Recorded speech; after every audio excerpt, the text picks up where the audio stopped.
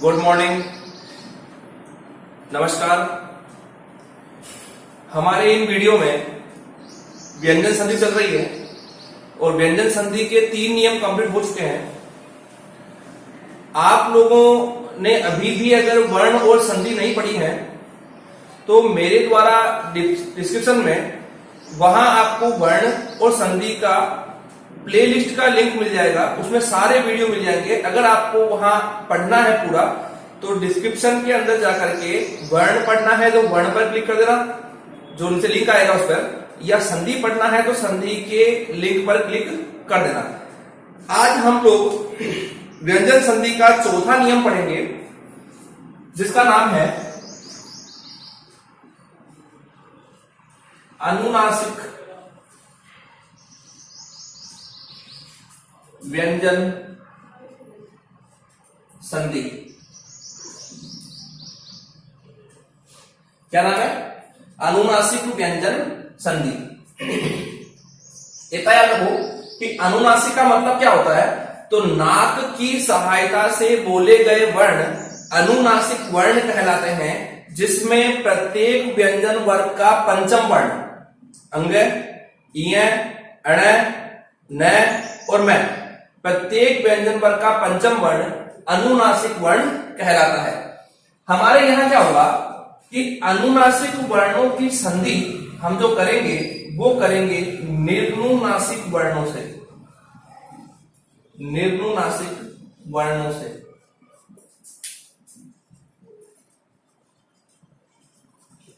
अब मैंने अभी आपको कहा कि अनुनासिक क्या होता है, तो नाक की सहायता से बोले गए वर्ण अनुनासिक वर्ण कहलाएंगे। तो यहां क्या होगा, मुंह की सहायता से बोले गए वर्ण निर्नुनासिक वर्ण कहलाएंगे। अगर याद ना रहे तो इतना याद रखना कि हमारे पास 33 व्यंजन है, उन 33 व्यंजन में पंचम वर्ण को हटा दो, उनके अलावा जो भी वर्ण बचेगा वो सब यहां आ जाएंगे। ठीक है ना। तो इस नियम की जो परिभाषा बनती है वो ये बनती है कि यहां इस संधि में अनुनासिक वर्णों की संधि निर्नुनासिक वर्णों के साथ की जाती है तो परिणाम अनुनासिक रूप में बन जाता है। ध्यान सुनाइए, इस संधि में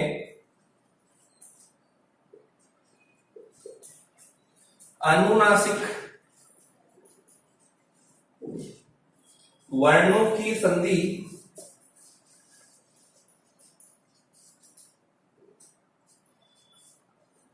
निर्नुनासिक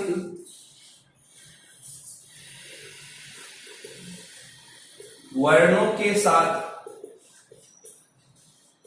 की जाती हैं तो परिणाम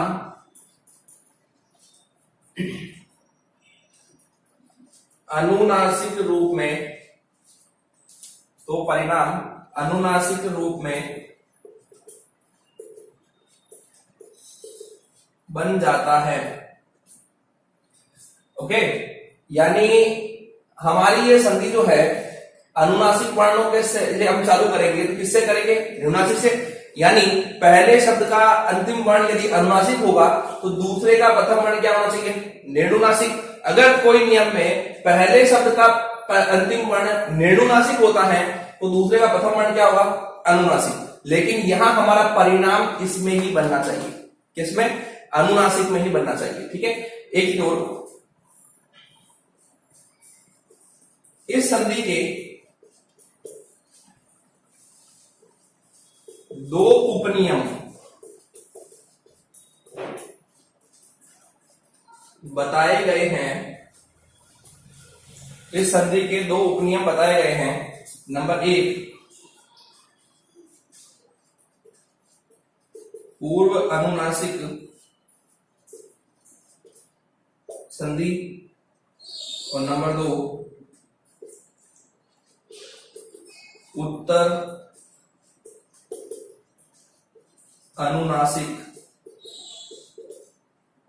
संधि। इस अनुनासिक संधि में अपने को 2 उपनियम पढ़ने हैं। पहला ये होगा और दूसरा ये होगा। एक चीज और कह दूं कि व्यंजन संधि में अनुनासिक व्यंजन संधि इंपॉर्टेंट संधि मानी गई है, तो आप लोग इसे ध्यान से पढ़ें, अधिकांश प्रश्न से पूछे जाते हैं। ठीक है, हम लोग आज इन दोनों नियम को स्पष्ट करेंगे। स्क्रीनशॉट लो इसका।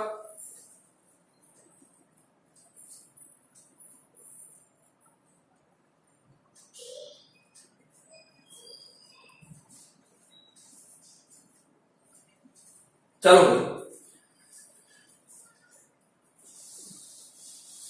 अब हम बात करते हैं हमारे उपनियम नंबर 1, जिसका नाम है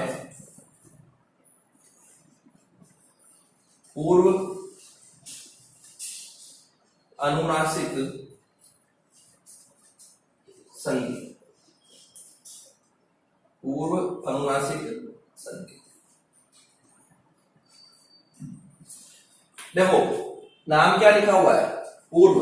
पूर्व का मतलब क्या होता है, पहले, है ना। तो यहां पर मैं पहले प्रारूप बना रहा हूं। पहले शब्द का अंतिम वर्ण दूसरे शब्द का प्रथम वर्ण और बाद में आ जाएगा परिणाम। ठीक है, अब ये तो हो गया प्रारूप। अब करनी है हमें संधि।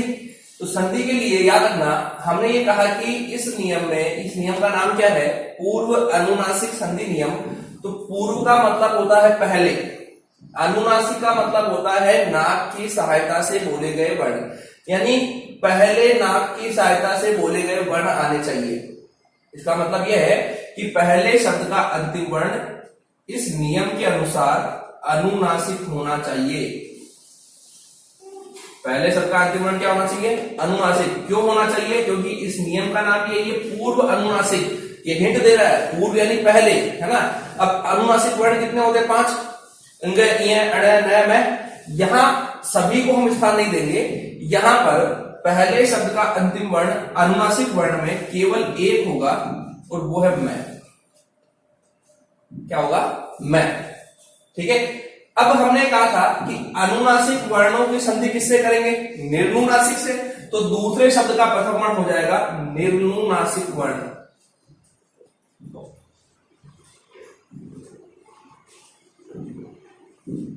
निर्नुनासिक वर्ण। ठीक है, अब निर्नुनासिक, मैंने आपको क्या कहा था कि पंचम वर्ण को छोड़कर शेष जितने भी व्यंजन आएंगे वो सब कहां आएंगे, निर्नुनासिक में। वही कंडीशन यहां होगी कि यहां पर उन सारे व्यंजन, यानी पंचम वर्ण को छोड़कर जो व्यंजन बचे हैं उनमें से कोई भी आ सकता है। इसका मतलब निर्नुनासिक वर्ण होगा, यानी दूसरे का प्रथम वर्ण क्या क्या हो सकता है, प्रत्येक व्यंजन वर्ग का पहला, दूसरा, तीसरा, चौथा, प्लस अंतस्थ और प्लस ऊष्म। ठीक है ना, अंतस्थ का मतलब यह है और ऊष्म का मतलब श है। ठीक है ना, ये इनमें से कोई भी हो सकता है, कोई भी एक वर्ण हो सकता है। अब हमें करना क्या है, हमें इस मैं को बदलना है, क्योंकि हमने क्या कहा था कि परिणाम किसमें बनेगा, अनुनासिक में। तो ये मैं जो है यहां पर, यानी दूसरे शब्द का प्रथम वर्ण जो भी वर्ण होगा उसी का पंचम वर्ण ये मैं ले लेगा, यानी परिणाम में अनुनासिक वर्ण मैं बाद में आने वाले वर्ण का पंचम वर्ण धारण कर लेगा। ध्यान रखना, हमें चेंज इसको करना है। कैसे करना है, तो दूसरे शब्द का प्रथम वर्ण जिस रूप में होगा उसी का पंचम वर्ण ये ले लेगा। ठीक है ना, जैसे सपोज मानो कि दूसरे शब्द का प्रारंभ क वर्ग से होता है। हमने कहा ना ये 1 2 3 4 में से कोई भी आ सकता है, क वर्ग से होता है। तो हमें क वर्ग का पंचम वर्ण धारण कराना है मैं को, यानी ये मैं कै वर्ग का पंचम वर्ण ले लेगा। अब चाहे वो कै हो, ख हो, घ हो, घ हो, है ना, कुछ भी हो, यहां ये मैं चेंज हो जाएगा अंगे में। अगर च वर्ग से आता है तो ये मैं इय बन जाएगा। अगर ट वर्ग से आता है तो ये अण बन जाएगा। त से आता है तो ये न बन जाएगा, और प से आता है तो ये मैं बन जाएगा। ठीक है,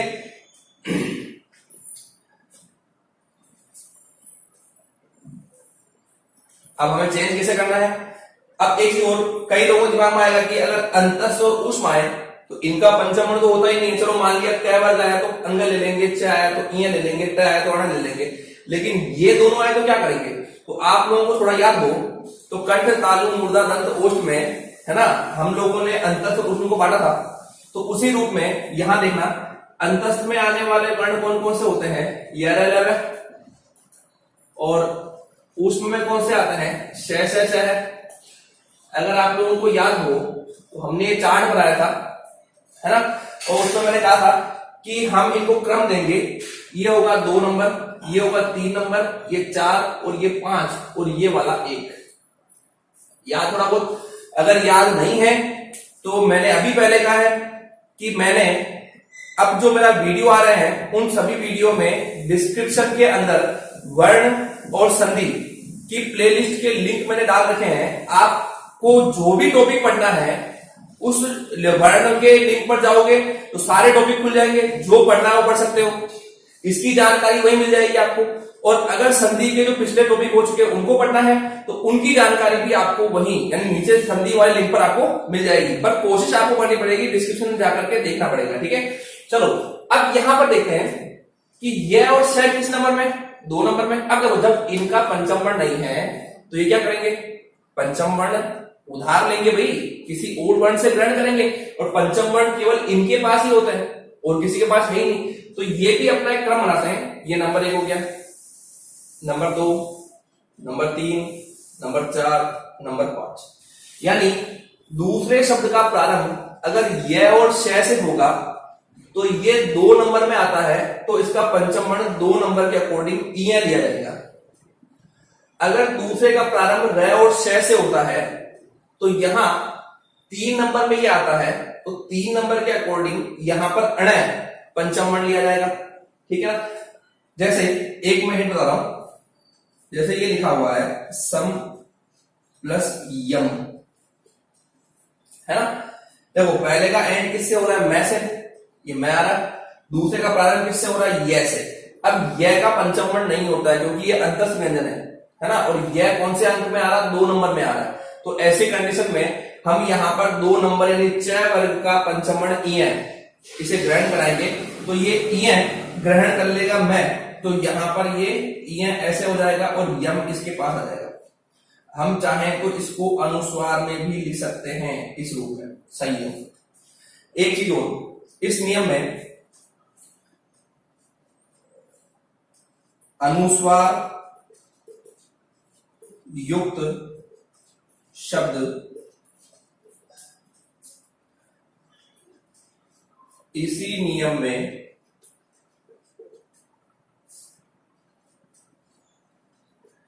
प्रयुक्त किए जाते हैं जिसमें संधि करते समय अनुस्वार को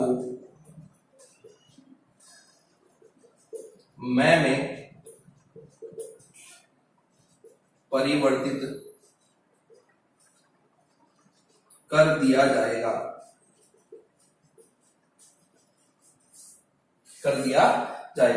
ध्यान सुनना। जितने भी अनुस्वार युक्त शब्द है, जैसे ये देखो यहां पर देखना, यहां देखना संयम ये लिखा हुआ है, ये ऊपर क्या लगा हुआ है, अनुस्वार लगा हुआ है। तो यहां पर हम जब इसमें कह रहे हैं कि अनुस्वार लगे हुए शब्द, अनुस्वार युक्त शब्द इसी नियम में आएंगे, और जब संधि करेंगे तो इन्हीं अनुस्वार को हम क्या करेंगे, मैं में चेंज कर देंगे। इसीलिए ये जो जहां जिस वर्ण के ऊपर अनुस्वार लगा होगा उसी के पास जाकर मैं लगाना है। जैसे ये अनुस्वार कहां लगा हुआ, स के ऊपर, तो ये अनुस्वार मैं बन गया। ठीक है, और बचा हुआ यम यहां आ गया। आप लोगों को दोनों कंडीशन आनी चाहिए कि पंचम वर्ण निकालना भी आना चाहिए कि पंचम वर्ण कैसे निकालेंगे, और इनके संधि रूप बनाने भी आने चाहिए। एग्जाम में अधिकांशतः अनुस्वार युक्त शब्द ही आते हैं, ऐसे रूप में बहुत कम पूछे जाते हैं, ठीक है ना। तो आपको दिमाग में रखना है कि जब भी कभी अनुस्वार लगा हुआ शब्द दिख जाए तो हमें फटाफट उसको पूर्व अनुनासिक संधि में लेकर के आना है। ओके, एक बार स्क्रीनशॉट लो इसका फटाफट।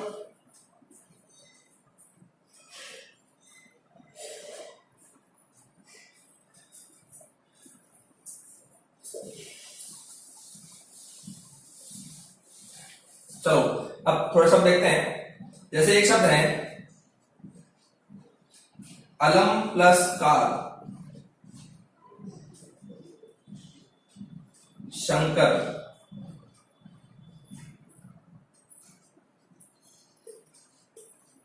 संचालन, सम प्लस हार,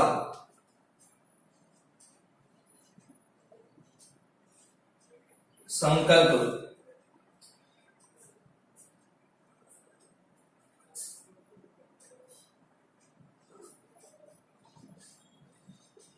संविधान,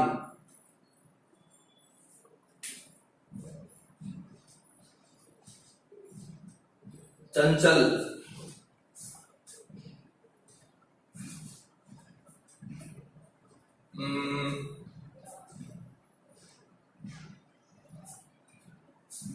चलो देखते हैं एक और लिख लो आपने, यहां लिख देते हैं संसार, संतुष्ट,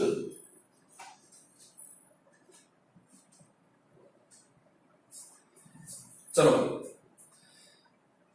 ध्यान से देखना, यहां पहला शब्द है क्या लगा हुआ, ये अंत में मैं आ रहा है, हमें चेंज किसको करना है, मैं करना है, किस में होगा, अगले वाले वर्ण के पंचम वर्ण में होगा। अगला वाला वर्ण क्या आ रहा है, क आ रहा है, तो क का पंचम वर्ण क्या होता है, अंग। तो यहां पर परिणाम बनाएंगे तो ये बन जाएगा ए ल, ये मैं क के पंचम वर्ण यानी इसमें बन जाएगा अंग, और ये कार यहां आ जाएगा, ठीक है ना। अब इसमें आप लोगों को याद होगी ऐसे शब्द बहुत कम दिखते हैं, है ना।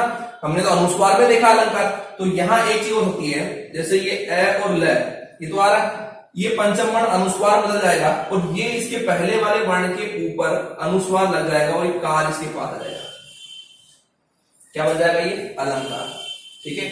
अब इसके भी टुकड़े करने हैं, तो ल के ऊपर अनुस्वार लगा हुआ है, तो ल के पास जाकर के मैं लगा दूं, तो पहले का अंत क्या आना चाहिए, मैं, और बचा हुआ कार वो यहां आ जाएगा। उसी रूप में शंकर, शंकर में अनुस्वार किसके ऊपर आ रहा है, श के ऊपर, तो टुकड़े करेंगे तो ये अनुस्वार मैं बन जाएगा, यहां ये बन जाएगा सम प्लस कर, क्लियर।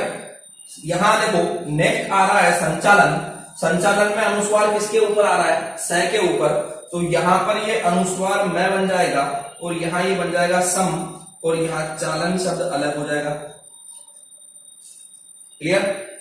यहां देखो सम प्लस हार आ रहा है, अब हमें पंचम वर्ण खोलकर लिखना भी आना चाहिए, है ना, और अनुस्वार लगाना भी आना चाहिए। तो ये देखो मैं के बाद में क्या आ रहा है किसमें आता है, ऊष्म में, ऊष्म का पंचम वर्ण नहीं होता है, तो हम यहां जाते हैं तो देखते हैं कि है नंबर 1 में आ रहा है, तो 1 नंबर में क वर्ग आता है और क का पंचम वर्ण अंग आता है ना, तो यहां पर सेम वही पंचम वर्ण लिया जाएगा, तो ये स तो उसी रूप में जाएगा, ये मैं अगले वाले वर्ण के पंचम वर्ण यानी क वर्ग के पंचम वर्ण बदल जाएगा, अंग हो जाएगा, और ये हार इसके पास यहां आ जाएगा, क्लियर। अब इसको हम चाहें तो हम इसमें अनुस्वार लगा सकते हैं, तो ये अंग जो पंचम वर्ण है ये अनुस्वार बन जाएगा, तो ये इसके ऊपर आ जाएगा, और ये हार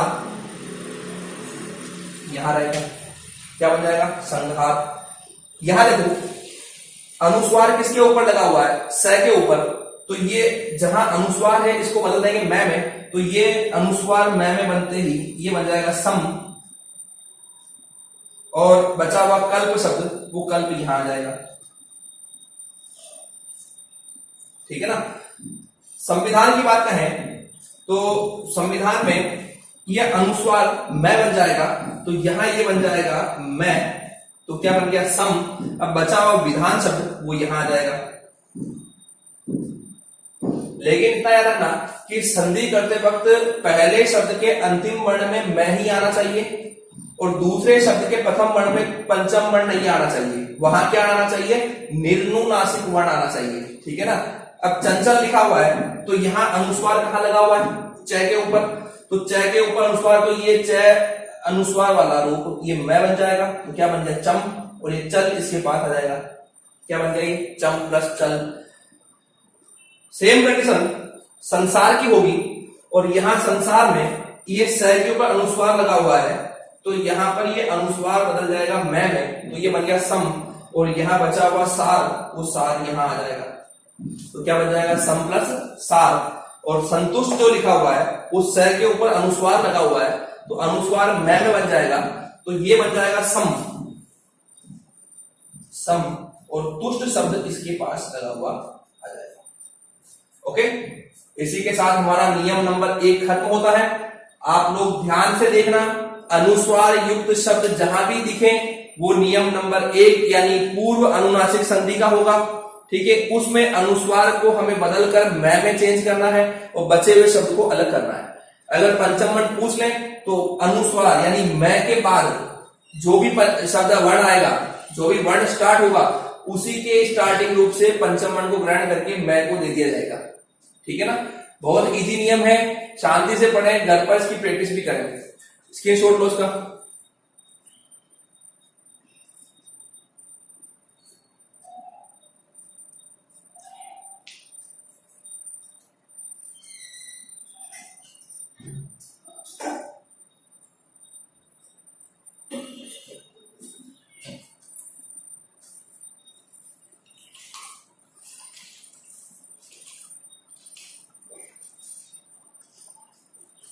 चलो भाई, अब आते हैं हम नियम नंबर 2 में,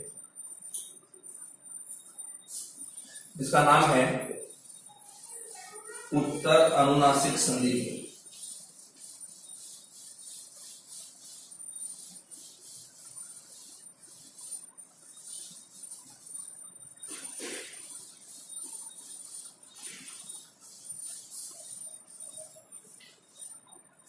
नियम नंबर 2, उपनियम नंबर 2, इसका नाम है उत्तर अनुनासिक संधि नियम। देखो, पहले वाले नियम का नाम था पूर्व अनुनासिक संधि नियम, दूसरे वाले नियम का नाम है उत्तर अनुनासिक संधि नियम। जब पूर्व अनुनासिक था तो हमने कहा था कि अनुनासिक वर्ण पहले आना चाहिए, क्योंकि नाम क्या है पूर्व अनुनासिक, है ना। अब ये नाम क्या है उत्तर अनुनासिक, इसका मतलब है कि अनुनासिक वर्ण उत्तर यानी बाद में, उत्तर यानी बाद में आना चाहिए, बाद का मतलब यहां पर। तो इसका मतलब यह है कि पहले शब्द का अंतिम वर्ण यहां निर्नुनासिक वर्ण होना चाहिए।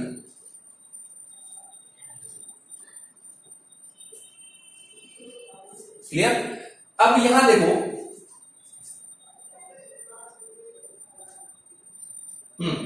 उत्तर का मतलब बाद में होता है, यही एक ट्रिक मिलेगा, क्योंकि पहचान यही से होगी कि उत्तर का मतलब बाद में, मतलब इस नियम में अनुनासिक वर्ण पहले नहीं आना चाहिए। अब देखो अनुनासिक वर्ण कितने होते हैं, 5, अंग, इ, अण, न, म, ठीक है। और निर्नुनासिक कितने होते हैं, तो पंचम वर्ण को छोड़ करके बचे हुए जितने भी वर्ण हैं वो सारे किस में आएंगे, निर्नुनासिक में आएंगे। अब पिछले नियम में तो हमने कहा था कि सारे वर्ण को बैठाएंगे हम निर्नुनासिक में, लेकिन यहां ऐसा नहीं होगा। यहां पर निर्नुनासिक वर्ण में कौन कौन आएंगे, तो प्रत्येक व्यंजन वर्ग का पहला वर्ण क्या आएगा, प्रत्येक व्यंजन वर्ग का केवल पहला वर्ण आना चाहिए और कोई नहीं। अब पहला वर्ण कौन सा होगा, क, च, ट, त और प। इस नियम में पहले शब्द का अंतिम वर्ण क या च या ट या त या प में से कोई एक होना चाहिए। क्लियर। यहां अब पिछले नियम में क्या था, मैं था, अब की बार नियम में क्या है, न्यूनासिक वर्ण है। अब यहां पर दूसरे शब्द की बात करें तो दूसरे शब्द का प्रथम वर्ण अनुनासिक वर्ण होना चाहिए। क्या होना चाहिए, अनुनासिक वर्ण होना चाहिए। अब आपको याद हो तो अनुनासिक वर्ण में पिछले नियम में हमने क्या लिया था, मैं, तो इस बार एक वर्ण और आ जाएगा, यानी दूसरे शब्द का प्रारंभ या तो न से होगा या मैं से होगा। वापस रिपीट कर रहा हूं, पहले शब्द का अंतिम वर्ण या तो कै, च, त, पै में से होगा, कोई एक वर्ण आएगा। दूसरे का प्रथम वर्ण या न होगा या मैं होगा। तो परिणाम में क्या करना आपने को, हमें बदलना अनुनासिक में ही है, तो अब की बार ये चेंज हो गए, है ना, ये अपने ही वर्ग का पंचम वर्ण ले लेंगे, यानी परिणाम में निर्नुनासिक वर्ण, निर्नुनासिक वर्ण अपने ही वर्ग का, अपने ही वर्ग का पंचम वर्ण धारण कर लेंगे। निर्नुनासिक वर्ण अपने ही वर्ग का पंचम वर्ण धारण कर लेंगे। अब निर्नुनासिक वर्ण कौन से, ये 5 दिख रहे हैं, तो वापस वही रूप है कि यहां अगर क आता है पहले का अंत तो वो अंग्य बन जाएगा, च आता है तो ये इय बन जाएगा, त आता है तो ये अणय बन जाएगा, त आए तो ये न बन जाएगा, और प आए तो ये मैं बन जाएगा। ओके, एक बार स्क्रीनशॉट लो इसका।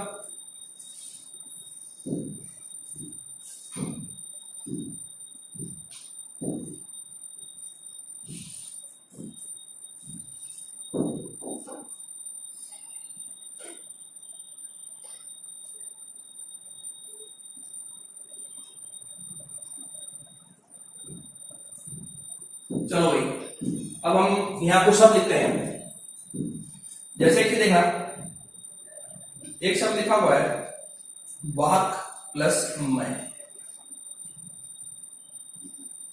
एक लिखा है जगन्नाथ, एक लिखा है दिंगनाथ, दिंगनाथ, एक लिखा है उन्मूलन। एक याद रखना, अनुस्वार का प्रयोग यहां नहीं होगा, अनुस्वार का प्रयोग कहां होगा, पूर्व अनुनासिक में, अनुस्वार का प्रयोग यहां नहीं होना चाहिए, ठीक है ना। एक और शब्द है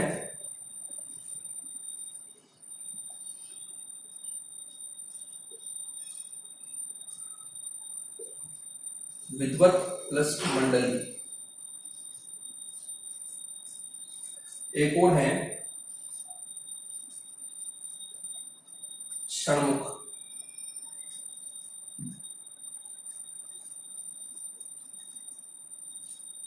षणमास,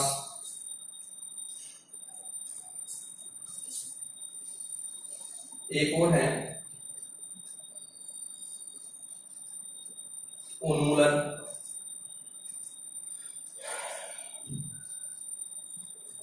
तत्व प्लस मैं, चिन्मय, ये सब लिखे हुए। ध्यान से देखना, हमारे यहां जहां संधि रूप है, जैसे कि ये दिख रहा है, ये दिख रहा है और ये दिख रहा है, वहां पहले शब्द का अंतिम वर्ण इन 5 में से कोई एक होना चाहिए, है ना। और परिणाम बनाते वक्त इन्हीं 5 में से जो एक है उसको उसी के वर्ग का पंचम वर्ण बनाना है। जैसे यहां देखो, यहां क्या आ रहा है, पहले का अंतिम वर्ण क्या आ रहा है, कै दिख रहा है, ये दूसरे का प्रथम वर्ण क्या आ रहा है, मैं, ये दिख रहा है। तो हमें चेंज किसको करना है, कै को, कै अपने एक वर्ग का पंचम वर्ण अंग्य बन जाएगा। तो यहां परिणाम जब बनाएंगे, मैं ऊपर लिख रहा हूं, परिणाम जब बनाएंगे तो ये कै अंग्य बन जाएगा और ये मैं इसके पास आ जाएगा।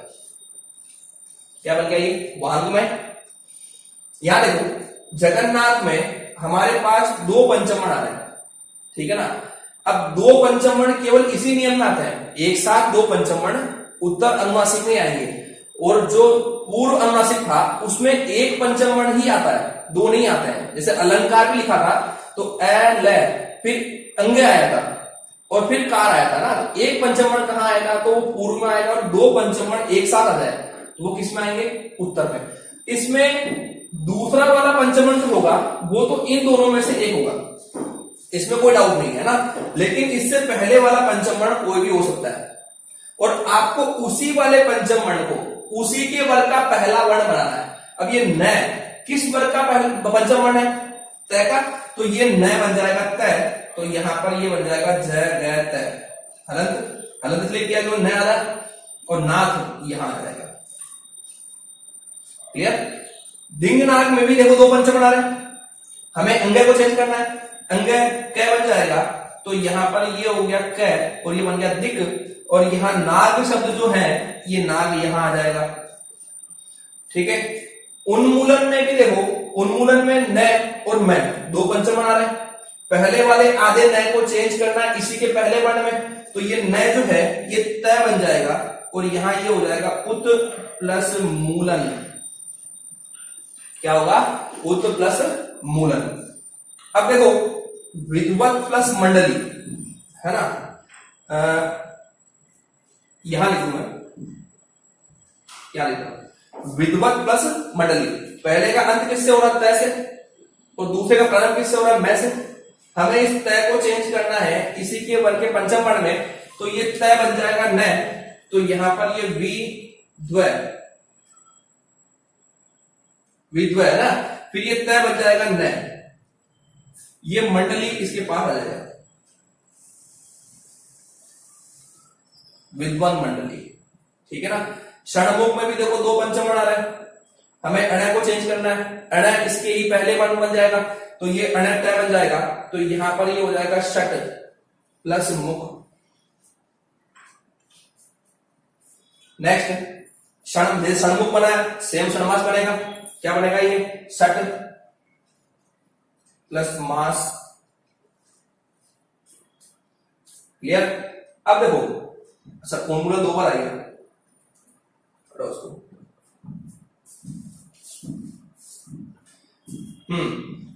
अब क्या देखते हैं, तत्व प्लस मैं। यहां देखो पहले का अंत तय से हो रहा है तो ये तय अपने वर्ग का पंचम बनाएगा, तो ये तय और ये तय का पंचम होता है ना, और ये मैं इसके पास आ जाएगा तो क्या बन गया ये तन्मय, और तन्मय बना है वैसे चिन्मय बनेगा, तो यहां न जो है वो तय बन जाएगा और ये हो जाएगा मैं। इसी के साथ हमारा नियम नंबर 4, व्यंजन संधि का नियम नंबर 4 यही खत्म होता है। आज हम लोगों ने अनुनासिक व्यंजन संधि के बारे में चर्चा की। ठीक है ना, एक बार आप लोग इसके छोड़ लो उसका।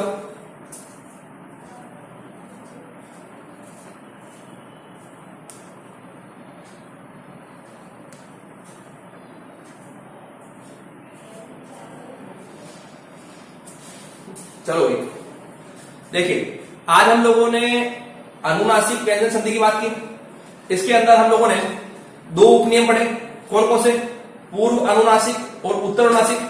पूर्व अनुनासिक में अनुस्वार अधिकांशतः हर शब्दों में आता है। ठीक है, यहां देखो कहीं पर भी अनुस्वार नहीं है, तो अनुस्वार को हमें किस में चेंज करना था, वहां पर मैं में, लेकिन यहां ऐसा नियम नहीं है। यहां जो शब्द है उसमें पहले शब्द के अंतिम वर्ण में निर्नुनासिक होने चाहिए, ठीक है ना, और दूसरे प्रथम वर्ण नया मैं होना चाहिए।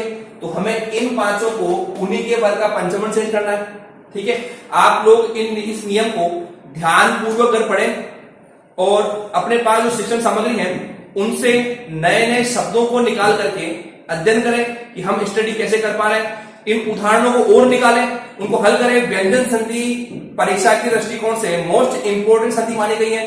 अगर आप यहां लापरवाह रहते हैं तो हमें एग्जाम में इसका परिणाम भुगतना पड़ सकता है। तो आप लोग निरंतर स्टडी करें, रोज आपको वीडियो मिल रहे हैं, ठीक है ना, आप लोग इनको देखें, इनके बारे में रिव्यू दें मुझे कैसे लग रहा है वीडियो। उसके अलावा आप लोगों ने अभी तक भी चैनल को सब्सक्राइब नहीं किया है तो उसे सब्सक्राइब कर लें, और मेरे द्वारा अब हर वीडियो में डिस्क्रिप्शन के अंदर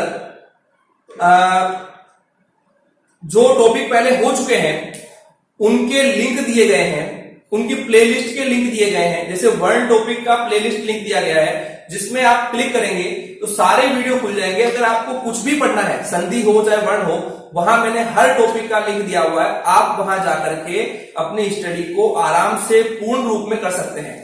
ठीक है ना, किसी भी संदर्भ में आपको जानकारी चाहिए हो तो वहां आप लिंक पर क्लिक कर सकते हैं। ओके, आप लोग स्टडी करते रहें, घर पर रहें, सुरक्षित रहें। धन्यवाद।